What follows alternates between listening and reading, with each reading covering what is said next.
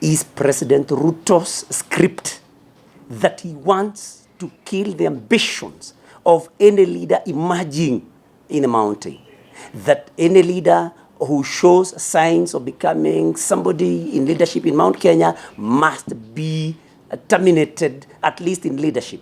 And I say this because when Rigathi Gachagua showed that he had the capacity to challenge the president to, in his scheme of alienating the mountain and, of course, killing the future of all the leaders, he had to be kicked out. All those that supported him and had shown, signs of being leaders tomorrow, talk of them, Moses Kuria, Mithika Linturi, and now Dende Nyoro, whom he decided to finish completely last evening, is a contradiction unless there is a new definition of mentoring a leader. You cannot mentor by firing. Unless then we define English, we define this word completely afresh, that you are mentoring Dende Nyoro by firing him. If you ask him, he'll tell you then that he is mentoring Rigathi Gachagua. That's why he fired him. And when I say he fired him, it is true. Gladys Bosch-Sholei said, it is in public domain, that she was instructed by the president to kupeleka Gachagua nyumbani. Tabitha Karanja, the senator for Nakuru, confirmed on an interview with Inoro TV that she was called to State House by the president and told to vote yes to the impeachment of Rigathi Gachagua. So we know, and all of you know, that anybody in Mount Kenya, and the other lie that he told, is saying that when ODM came to government, then Mount Kenya had to give in to surrender some seats, as Rift Valley also surrendered his seats. I want to challenge William Ruto today. In the Senate, where I was chair, which seats Rift Valley gave away or surrendered for ODM?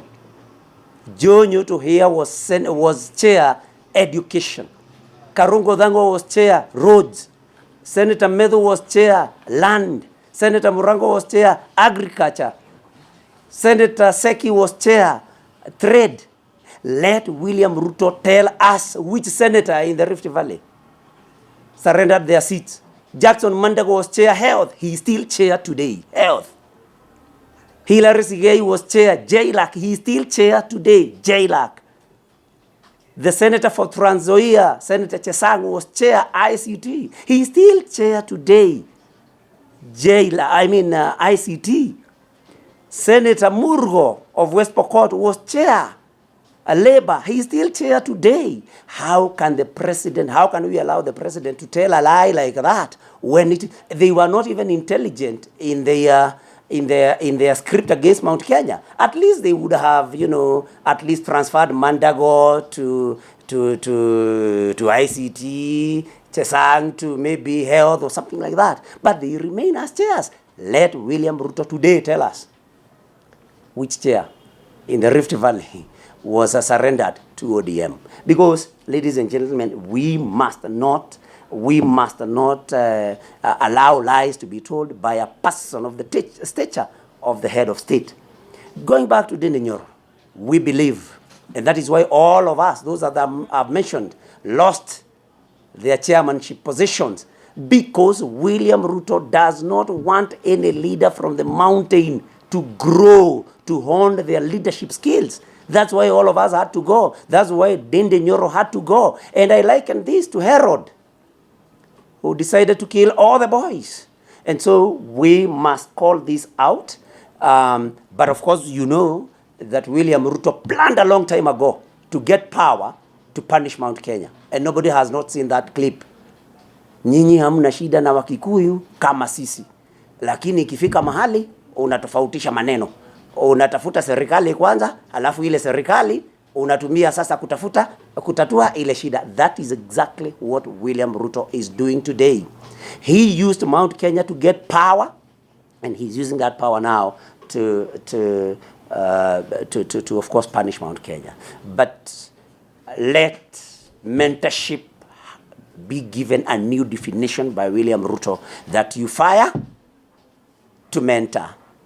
You fire Ndindi Nyoro, that's how you mentor him. You fire Nyutu, that's how you mentor him. You fire Karungo Dhangwa, that's how you mentor him. You fire John Medhu, that is how you mentor him. You fire James Murango, that's how you mentor him. And all these mentees, incidentally, come from Mount Kenya.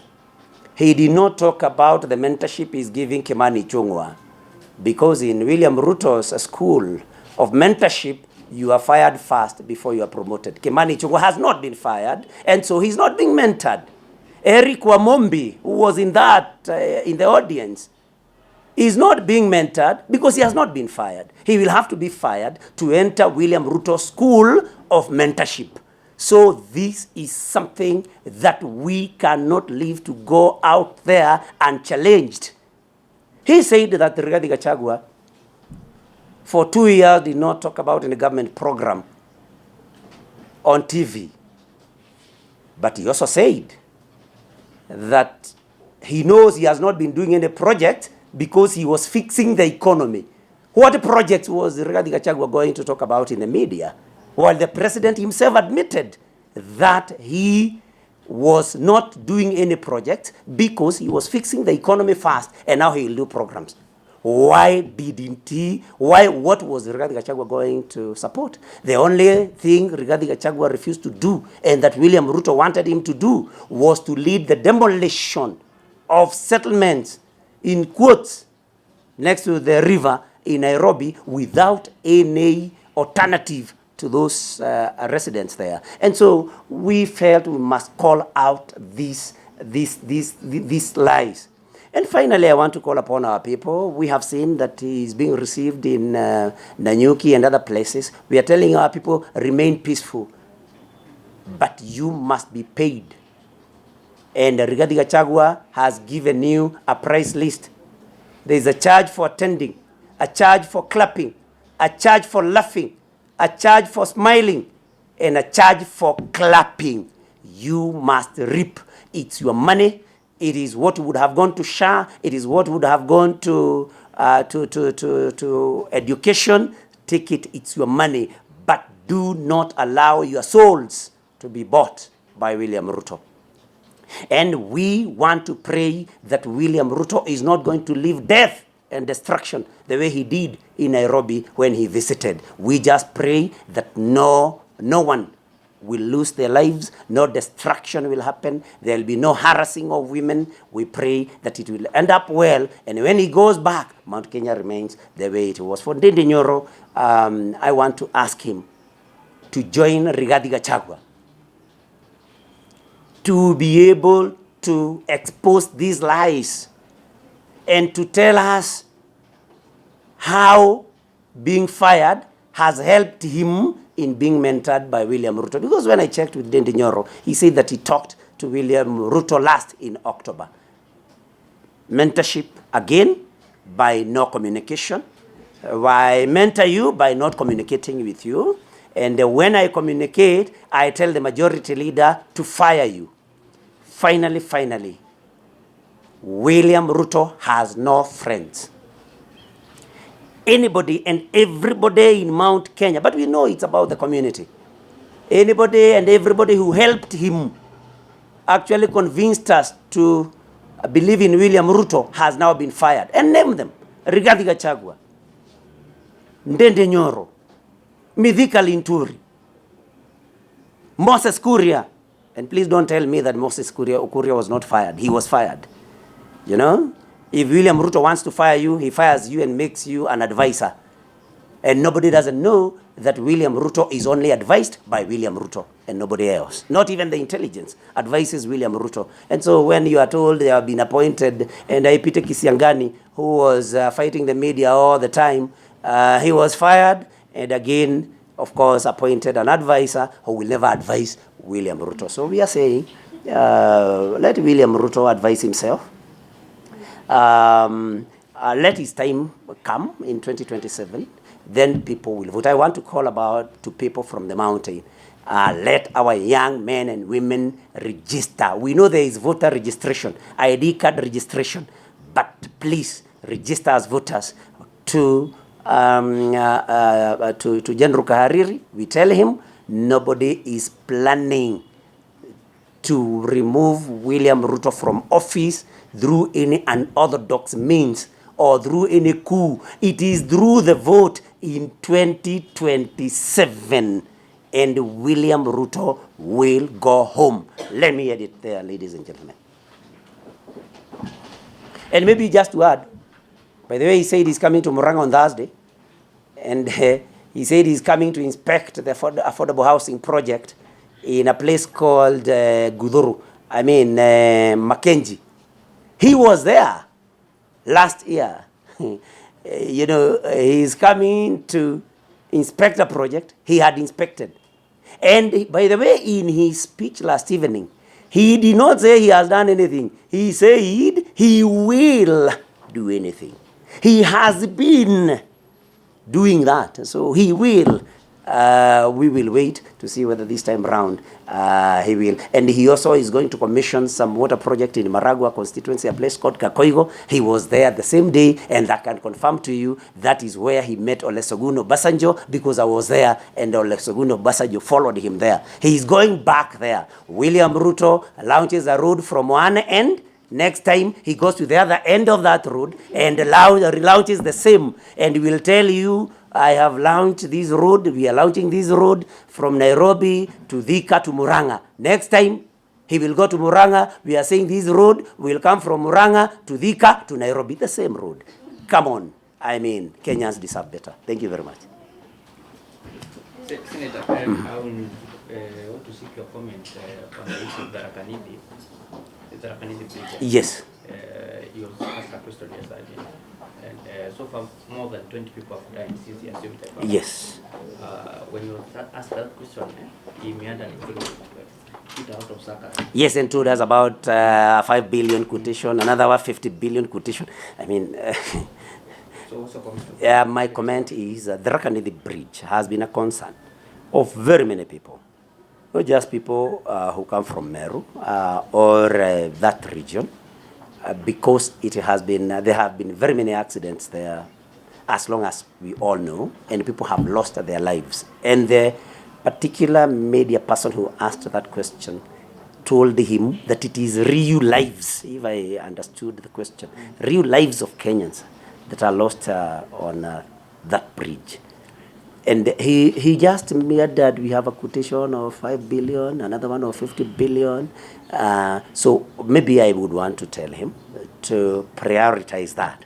And the Meru leaders who support him, in fact, I think all the Meru members of parliament, including the senator, who is my friend, nobody will ever talk about that. The other day I talked to one of them. They were telling me, William Ruto, kumi bila break, because of removing Kawira Mwangaza as governor. I mean, Meru leaders can do better. Talk more. Pressurize William Ruto more about the bridge to save the lives of our people. It cannot be that the whole of Meru leadership, the only problem they had was Kawira Mwangaza, and simply because she's a woman. And because I can tell you, there is nothing Kawira Mwangaza, we have had her cases in the Senate. There is nothing she has done, other governors have not done. But the male chauvinism in that particular county is the only thing that cost Mwangaza her seat. And so let the leaders, especially of Meru and the Rakanidi, concentrate on asking the president, even if he will not do any other project because he's not likely to, that at least he does the Rakanidi Bridge. Gikuyu? Na negurika na maumothe wadia? Haya. Sawa. Koguo ni gukite. That he contradicted himself in. He's saying that Rigathi Gachagua was demanding 10 billion. Every one of you knows that there's a time Dennis Itumbi mentioned a figure of 6.4 billion. And there has been many. So you know that the major test of truth is inconsistency. When there is no consistency, then it tells you it is not true. But you know we have it on Jeff Koinange interview, sometimes in 2022, some 14 days, some 12 days to the elections, he said, there is an interview with Raphael Tuju who said that William Ruto had demanded money in order for him to support Uhuru Kenyatta then, that is in 2013, explaining that he needed the money to be able to convince his people. So I think William Ruto thought that what he did is what Rigathi Gachagua was doing, because it's out there that he demanded money to support Uhuru Kenyatta. And so the other lie that he told the nation is that the road going to Amunyoro was made by him, and all of us know that that is a road that was opened in 2020, and we have images of Rigathi Gachagua as the member of parliament for Madeira then commissioning or joining the tarmacking of that road, and it was opened in 2020. So, but I just wanted to talk to you about the address that His Excellency the President made in Sagana State House, State Lodge, yesterday in the evening, because as a person from the mountain, I strongly felt duty-bound to unearth and to expose some of the lies that the President told the audience. And one of the things that I noted with the presidential speech is that he contradicted himself. And one of the things that he badly contradicted himself in was saying that he had no hand in the removal from office of the Honorable Rigathi Gachagua. You must have observed that when he said that it is not him that did it, that it was Parliament, he then took the nation on a journey of the differences that they had had with Rigathi Gachagua. He told Kenyans that he was making cases every day with Rigathi Gachagua. He said that the MPs approached him for 2 times, and every time they approached him, he said no to impeachment. Meaning that when it finally happened, and he confirmed it, it had his blessings. He said, he told the country